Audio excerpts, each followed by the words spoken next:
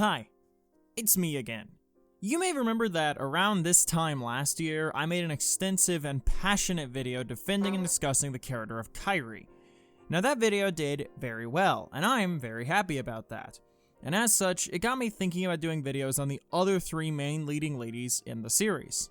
And after I was accepted into the March Caprice event, which, for those of you watching after the fact who may not know, is a cool little gathering of creators of many types from across the KH community, I knew that I wanted to make an essay on one of them, my video, for that event, especially since I figured that this video would be a lot of new people's introductions to me and my content. So I decided that of the three, well, really two, since there's no way I'm not doing Aqua last, I wanted to do something personal and vulnerable, as those are qualities that I would say describe my work on this channel the best. And as such, I decided into the day that I'd save Nominee for next year and focus on the choice that felt best.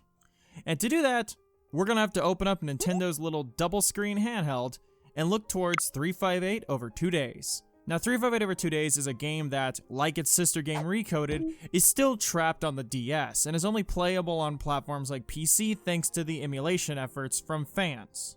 Now sure, there are those movies on the collections, but if you ask me, those don't hold a candle to the games that they're based on, especially not the one for Days. You'll still probably see footage from that movie in this video for some scenes, mainly for presentation purposes, although DS footage will still be prominent. Days is a game that takes place after KH1, during the events of Chain of Memories, and then after the events of Chain of Memories as well, eventually ending right around where KH2 picks up. Although Days is written with the idea that you've already played through 2, as it was released after it, and KH games, no matter where they stand in terms of story chronology, are basically written to be played in release order. Now we play as Roxas, the fan favorite voiced by Jesse McCartney of Young Justice and Alvin and the Chipmunks fame, for the moment he's born through his entire stint with the Organization 13, giving fans a chance to see a part of his life only peeked into a little bit with his introductory game, the third game in the series, Kingdom Hearts 2. During his time in the organization, he, as well as the other robe-wearing nobodies, will be introduced with a brand new character introduced in that game. The 14th member of Organization 13, who is our main point of discussion for this essay, Xion.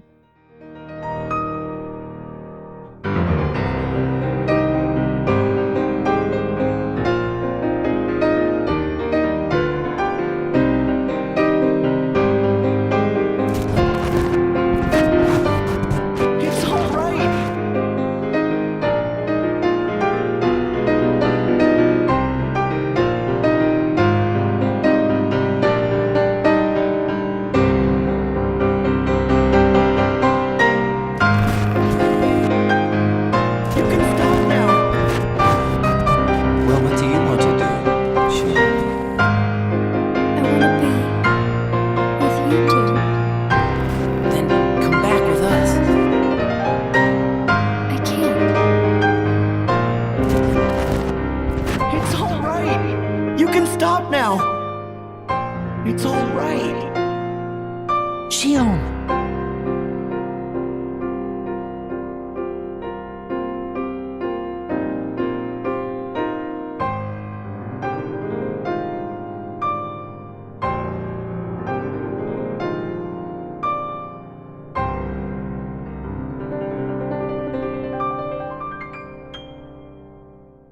Xion is a nobody, which goes without saying as she's a member of Organization 13.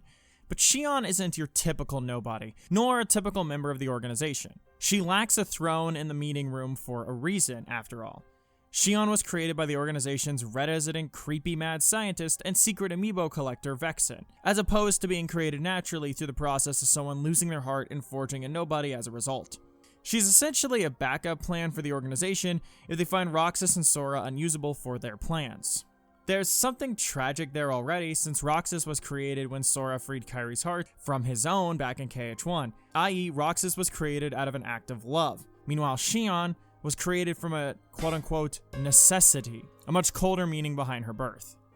Now, over the course of days, she grows close to Roxas and Axel, becoming the third member of their little trio. Within their time in the organization, they do missions day after day that play into their grander goals of the group, all while their bonds grow stronger. Also during the course of this game, we learn more about Xion and, more importantly for this essay specifically, how the people around her perceive her, and how that affects her. Because you see, this isn't a regular character analysis. Oh, no. This is a queer analysis, and it's starting right now, right here, at the March Caprice event number 5. So get your pride flags up and get your plush sharks with a name I can't pronounce cuddled, because we're getting gay as fuck today. You see, Xion is meant to be a replica of Sora, and with that said, those of you not in the know are probably asking why she doesn't look like him. Well, her appearance actually changes based on who is perceiving her. This is at least the case during the events of Days. How others see her affect how they view her, with someone like Sayax never seeing her past the hooded puppet she was first presented to the player as, due to him never seeing her as anything more than a tool, or Xigbar perceiving her as Ventus, which, funnily enough, is something Xigbar vocally admits he doesn't even really understand. That helps show that it's not all malicious, though it does show that most of the organization doesn't actually care to get to know Xion or who she really is. Roxas is the first person to see Xion as, well, Xion. There's an implication due to this that Xion's emo Kairi appearance is her true appearance, as Roxas is Sora's nobody, and thus he's most literally connected to Xion of the organization, what with both being directly connected to Sora. It's also worth noting that the game, early on, illustrates this in a scene where Axel and Roxas are on the clock tower with Xion. In the scene, she's shifting between herself and being the hooded puppet, because it's illustrating the shots either from Roxas' perspective and Axel's, and how different those are at this point in the timeline. Axel doesn't even see Xion having a face until day 74, and according to his secret report from that day, it wasn't entirely how we saw her at first, either. Honestly, I never got why Roxas was so crazy about Xion. I know they both joined up around the same time, and they're both rookies. But how do you get close to someone who hides their face all the time? Well, I saw it today. All of a sudden, number 14 up and takes off her hood.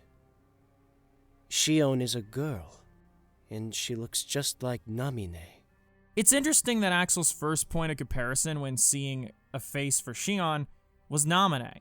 Now naturally, Xion looks like Kairi with black hair because Sora's memories of Kairi are exceptionally strong, and that includes when Xion was created.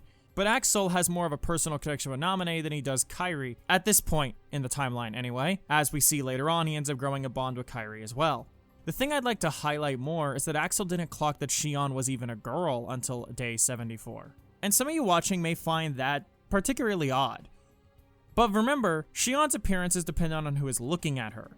And Axel, until this point, saw Xion as the hooded puppet without a real identity or face. The hooded model for Xion is also different from the unhooded model appearance. A good example to point out what I'm saying is that if we turn both models to the side, you'll notice that the hooded model lacks Xion's bust. Now I know it might be an odd thing to point out, and using DS models means it's not the most obvious thing in the world, but I can assure you, her puppet appearance lacks defining traits such as that. And also, and this one may be a tad more hard to recognize, but her jawline with the puppet appearance also seems to be different. A tad wider, less heart-shaped for lack of a better phrase. The whole appearance is dependent on who is looking at her thing might seem like a random detail for me to focus so much of my runtime on, but it's kind of important to the overall experience I'm trying to explain and compare to Xion's here. The people around Xion, the people she has to see every day, don't all see her as her. Most of them don't, in fact. Their perception of her is entirely based on their own preconceived ideas of who and what she is, even as she's discovering herself and her identity.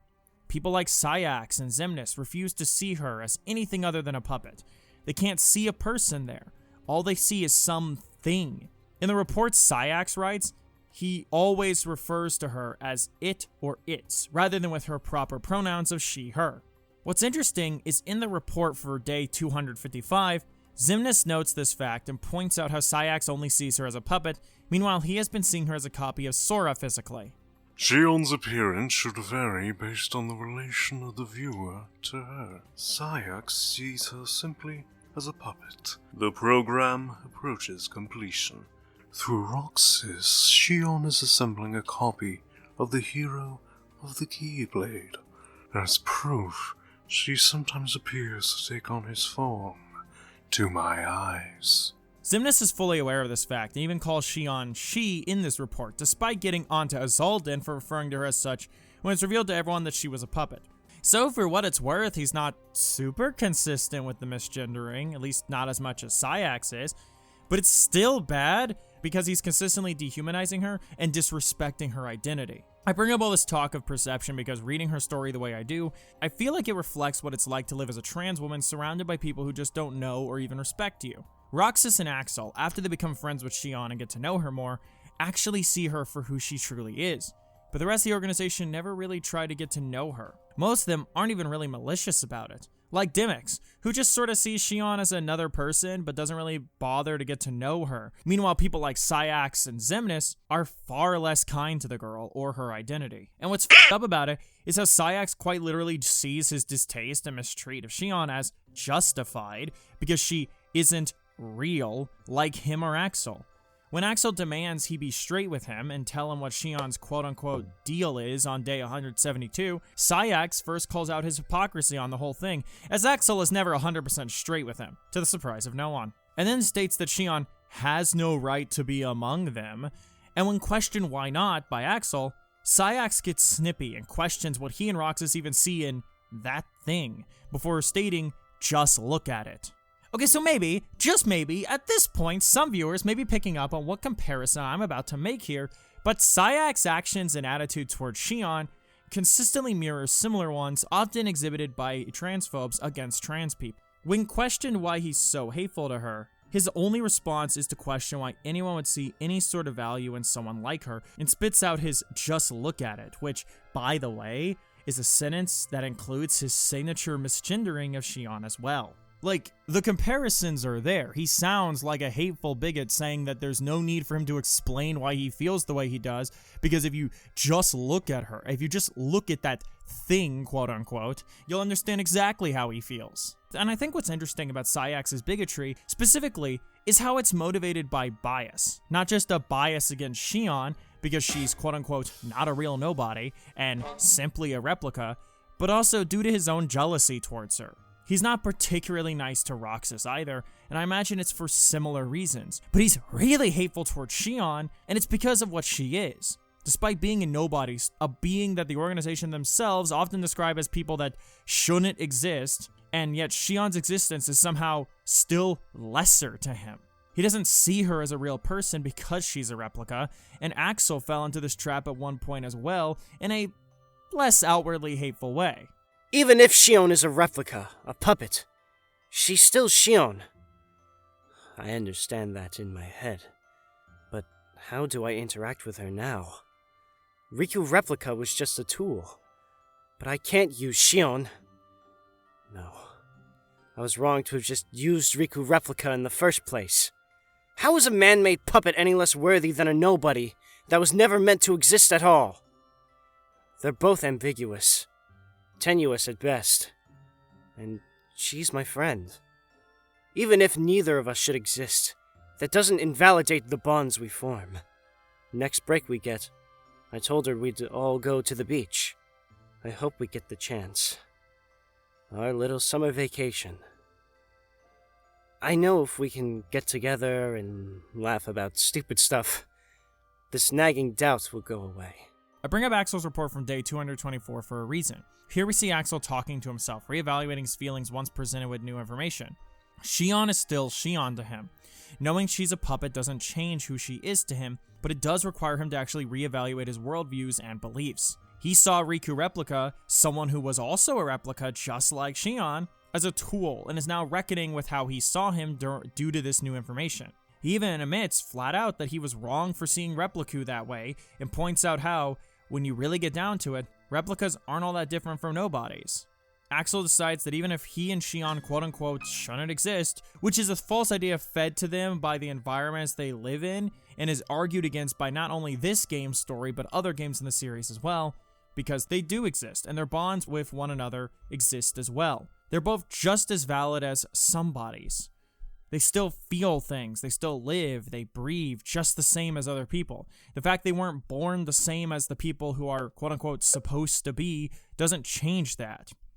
There's a general queer metaphor with nobodies as a whole, and we could get into that, but that's not the subject today. Just thought I'd throw that one out there. It's something we've been presented with since the organization was introduced in Chain of Memories. The idea that despite the claims that nobodies don't have hearts and thus can't feel like somebodies do, they do still, in fact, feel things. In Days, we see how early into a nobody's life, they're pretty much just blank with minimum emotion or even words. It's only after some time alive existing around others and learning do their personalities start to form. They start to be alive, and we see this with Roxas at the start of Days, and similarly we'd see it with Xion when she's introduced. Despite the means of their births being different, they're still alive, and that's an important thing to remember. And I really like the aspect of Axel regretting how he saw Repliku as a tool now that Xion has shown him that replicas are still people, that they're just as valid as a nobody. And it shows the ability to grow as well as his general empathy, which is a human emotion. I also want to quickly mention Vexen's Day 23 report here. The program is largely on target. Number 1, my finest replica has proven an even greater success than anticipated. I intend to take the other vessel, judged unfit for number status, to Castle Oblivion, where I will subject it to further testing. One thing is clear. Could these replicas not be classified as a special sort of nobody? In here, Vexen doesn't refer to either Xion or Repliku by any sort of name, which is dehumanizing and fits him as a character. But it also fits him to actually propose the question on if they should qualify as nobodies, considering the evidence that's right in front of him. A guy like Vexen wouldn't be as blinded by a bias against something to avoid what he'd see as a reality right in front of him. I, in general, like how varied the views of the organization are on this subject, and how it's not as simple as just everyone except Axel and Roxas are mean to Xion, even if most of them are still not exactly best friends with her either. It feels more realistic and honest, which I appreciate. So I feel like I spent around maybe 14 minutes going on about this one particular aspect and building off of it, and you're probably sitting there going, that's nice and all, lady, but when are you going to get to the point? And my response is, please let me finish. I'm under a time limit and questions eat into that time.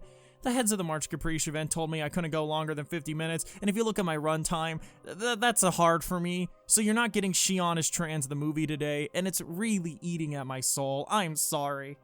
But yes, this one point about how the people around Xion feel about her and how they perceive her, how their own existing biases and prejudices regarding what she is affect how they view her, it's a very real experience. I mean, speaking from my own experience, being trans does mean you're surrounded by people who make up their minds about you entirely because of what you are and what that means to them. Some will be kind, empathetic, and even completely accepting, treating you like they would anyone else, while others will be cruel and hateful. Some will be kind to your face and be civil, but talk about you like you aren't even human when you aren't around, and I find those hurt more than the people that are just openly hateful to your face. When it's revealed to the entire organization that Xion's a puppet, everyone reacts differently. This is where Xemnas does the thing of interrupting Xaldin when he calls Xion by her proper pronouns to insist that, quote-unquote, she's an it. He strips her of her identity, what makes her her, so he can impose his own beliefs of what he thinks she is onto her, and then impose his beliefs onto other people around him.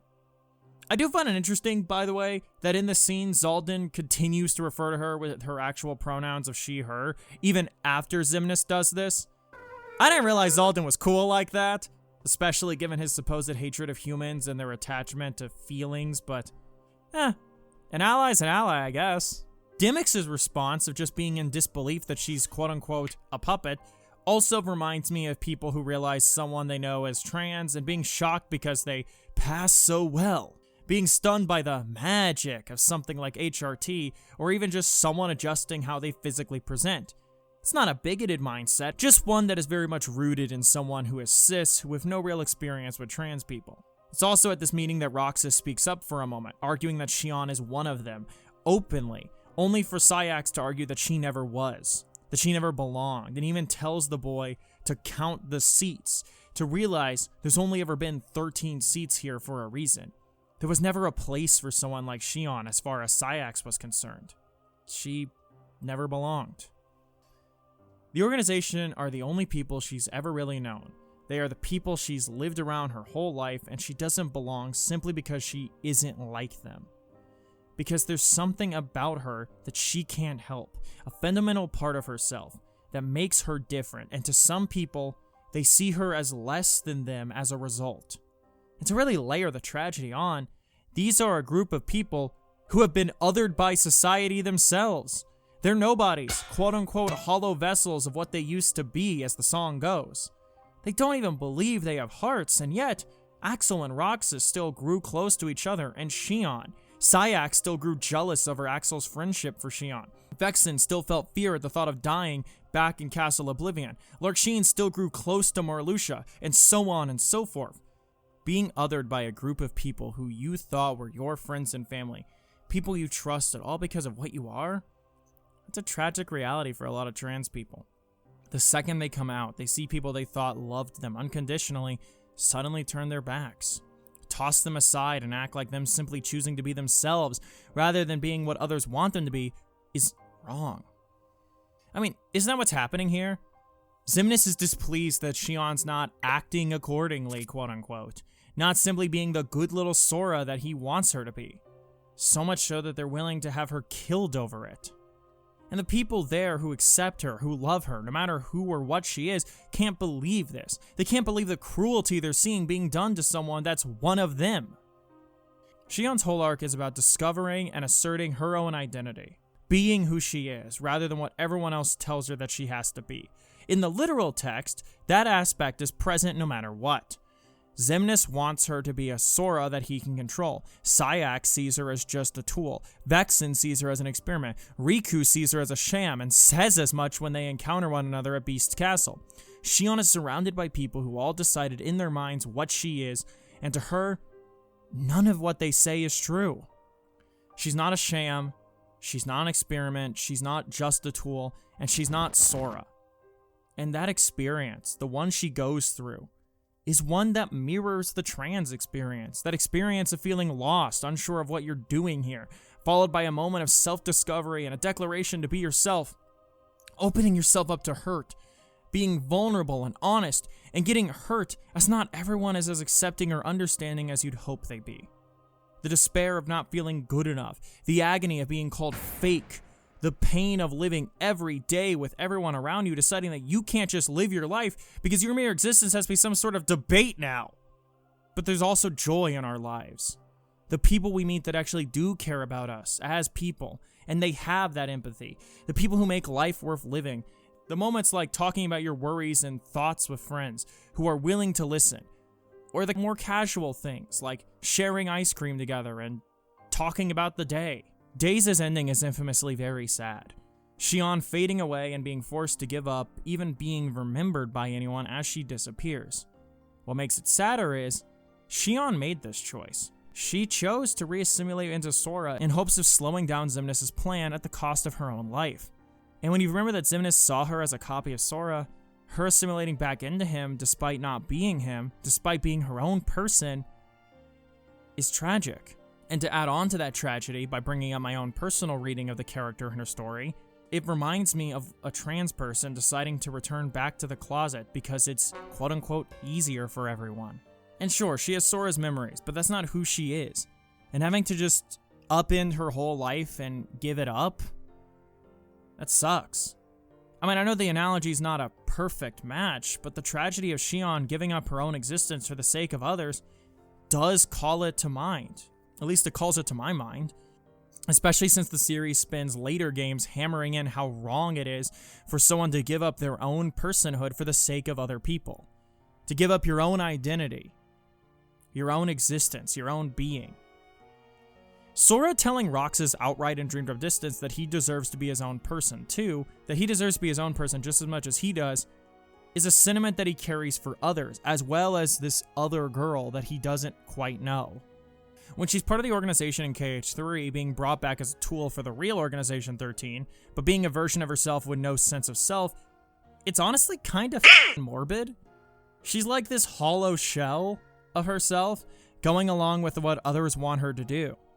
In a way, it reminds me of what it feels like when you choose to bury who you are inside of yourself, to hide away your identity from the world and to just float through life unsatisfied, zombified, day in and day out, never truly feeling alive, but doing what everyone wants you to. and doing what's expected because it's what everyone wants.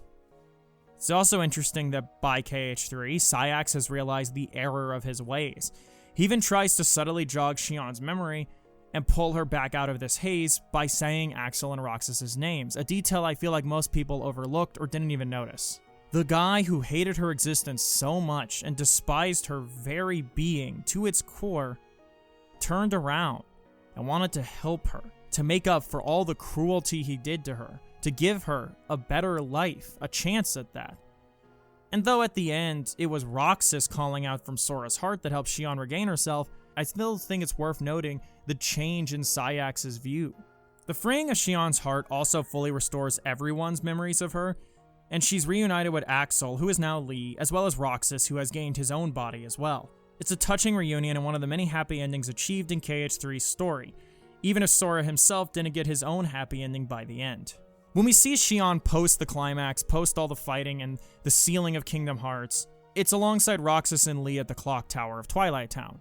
That same clock tower that they always hung out by. They're even joined by new friends in Hainer, Pence, and Olette. Xion's friend group is larger than ever before. Even outside of this one scene, she's now friends with Kairi, with Naminé, with Donald, Goofy, Mickey, Riku, Sora if he was here. I'm pretty sure he considers her a friend too. You get the idea. And hell, on that clock tower, Sayax shows up, now Isa, turning over a new leaf, and finally, Xion can truly just live her life freely and be who she is, who she truly is.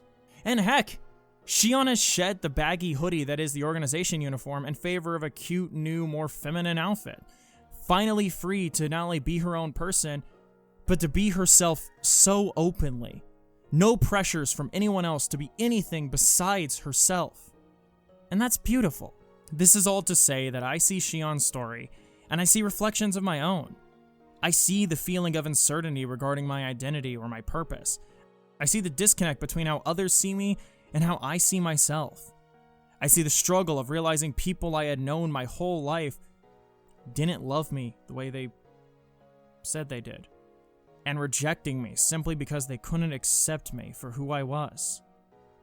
And I see that eventual happiness that came with allowing myself to be me, to be free and open and finding the people who loved me. And I know it's not just me who sees this. I know I'm not the first trans person to see Xion's story and connect it with that experience. I'm also not going to be the last, I feel.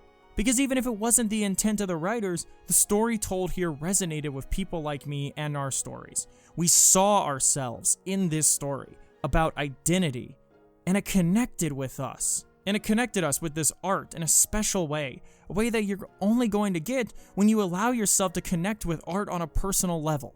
I know no matter what I say here, there will be people who get defensive regarding what I'm saying. They'll write paragraphs of comments arguing how I'm reading too deeply into things or seeing something that isn't there, while arguing that it wasn't the intent, so how can you see it that way? All to just prove they lack basic literary analysis skills. Art analysis isn't just about the literal text. It's about what you take away from the art and what you see, what it leaves you feeling and thinking. Discussion dies when we refuse to engage with art personally, when we're so afraid of what we might see that we shut down anyone who's brave enough to speak their own mind. You don't even have to agree with me, that's not what I'm saying. But I'm asking to at least be heard and respected and allowed that space. Because queer analysis of art that isn't explicitly queer is valid. It shouldn't be something people are afraid to share or some uphill battle where if it's done outside of queer spaces, you get all of this pushback from people who can't handle another point of view from a way of life that isn't theirs. Me seeing Xion as a trans allegory isn't the only queer reading of KH that I've seen. I've seen people talk about their own personal views of several aspects and characters, such as the people who see Riku as a gay man and discuss that idea at length, making their own analogy and comparisons between his story and feelings and their own experiences. People seeing their stories reflected in these pieces of art, and I think that's beautiful. If you remember the Kairi video I did, you'll recall me talking at length about how much her story and character resonated with me, as I see myself in the struggles of a woman with low self-worth who feels like she's a burden on the people around her and just wants to give back, to be able to pull her own weight, but constantly feeling helpless because of circumstances out of her control. And I resonate with Xion too, but in a different way. But it's just as meaningful. This principle, this idea isn't even exclusive to Kingdom Hearts. You just go online and look, and you'll find trans fan art and fanfiction of all kinds of characters. Stories people saw and felt seen by. Stories that a lot of times weren't intentionally meant to be read as trans, but people saw that and chose to express that, and that's beautiful. We discuss art online because it meant something to us, because it left us with these thoughts and these feelings long after the credits rolled, long after it was over. And I want the world to embrace that more. I want people to be unafraid to be themselves, to see themselves in art, even if it wasn't the author's intent, and to share that meaning with the world. Because art isn't made in a vacuum, nor is it experienced in one. We all put ourselves into what we make, and we also put ourselves into the art we experience as well. Our beliefs and experiences, who we are and where we've been, they shape our analysis, they shape our views. And yes, that includes queer experiences. There's a habit online to reject queer readings of art that isn't explicitly queer, to question it and to ask the people who provide those readings to justify it a million times in a million different ways, because society views straight as quote-unquote the default. It's why you get the "oh, they're not gay" arguments when presenting an Achillean or Sapphic ship that isn't canon, or why I'm writing this defense preemptively because I know I'm gonna get pushback for even sharing my personal perspective on Xion's story and how I relate to the trans experience that I see reflected in it. I shouldn't have to do this. I should just be able to present my thesis and my reasoning behind it without having to also worry that people will get mad at me for it. Something I've always strived for when making videos is that I want to share my perspective on things, to put out my own truth and analysis. I want to give people a different angle to approach something and to discuss things that mean something to me. And this means something to me because it's my life. I'm 26 and I've been openly trans for over a decade at this point. I've been on HRT since September of last year. Being trans isn't my whole personality, sure, but it's a constant part of who I am. And thus, that will bleed into my perspective. And that means I'm going to see these themes and these stories that reflect that perspective, even if it's not intentional, and I'm going to resonate with that connection. And I want to share that resonance the same way I've been sharing my feelings on art in general. And maybe, just maybe, someone will see this video and feel seen by it. Because like Xion, if there's one thing I strive to do every day, it's to be myself and embrace who I am in a world that seems dead set on fighting against me. And I hope I inspired you to do the same. May your heart be a guiding key.